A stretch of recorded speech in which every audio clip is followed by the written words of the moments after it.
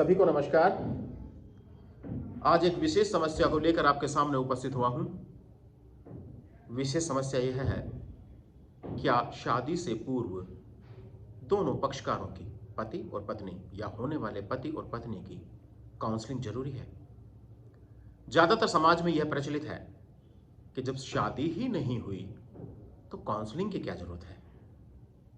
मेरी राय में pre marriage counselling बहुत जरूरी है। इसको समझाने के लिए मैं एक उदाहरण से शुरू करता हूं। मेरे न्यायिक कार्य में या न्यायिक जीवन में एक ऐसा विवाद आया कि दो पक्षकार, एक बच्चा जो कि वयस्क था, एक बच्ची जो कि वयस्क थी, 6 वर्ष से लिव इन रिलेशन रह रहे थे। 6 वर्ष बाद उन्होंने विवाह करने का प्लान किया। विवाह हुआ, किंतु विवाह के 2 माह बाद ही उनके बीच विवाद हुआ और वो न्यायालय में आए। आखिर क्या कारण था कि वो 6 वर्ष तक तो लिव इन रिलेशन में ठीक रहे, किंतु विवाह के 2 माह बाद ही उनके बीच वैवाहिक विवाद उत्पन्न हुआ। इसी को लेकर मेरे दिमाग में आया कि विवाह पूर्व काउंसलिंग, प्री मैरिज काउंसलिंग बहुत जरूरी है। जैसे वैज्ञानिक पद्धति पर एक बच्चा और एक बच्ची की शादी कराने के लिए, विवाह कराने के लिए हम उनके बहुत से मेडिकल चेकअप कराते हैं, ब्लड टेस्ट कराते हैं, उसी तरह सामाजिक व आध्यात्मिक पद्धति पर भी दोनों पक्षकारों को, दोनों बच्चों को यह समझाना आवश्यक है कि आखिर शादी का तात्पर्य क्या है।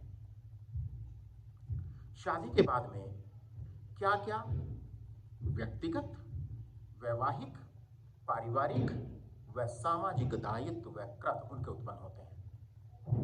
वर्तमान में ऐसी हमारे पास कोई मैकेनिज्म नहीं है कि विवाह के समय या विवाह के पूर्व यह हम पक्षकारों को समझा सकें कि शादी के बाद, विवाह के बाद उनके कौन कौन से दायित्व उत्पन्न होते हैं। यदि उन दायित्व को उनको समझा दिया जाए तो पारिवारिक विवादों से बचा जा सकता है। शादी जो वर्तमान परिवेश में होती हैं, उनमें विवाह गौण होता है और समारोह है मुख्य रूप से। यदि आप पूर्व शुरू में देखें, विवाह मंडप बहुत बड़े बड़े, शादी की दावत में बहुत खर्च, किंतु जब विवाह का नंबर आता है तो उस समय नाम मात्र के कुछ लोग वहां पर रह जाते हैं और जो विवाह का मुख्य उद्देश्य है, मैं हिंदू विवाह की बात करूंगा, हिंदू विवाह का मुख्य उद्देश्य है वह है सप्तपदी, जो गौण होकर रह गई है। ऐसे ही सभी धर्मों में यह प्रथा प्रचलित हो गई है।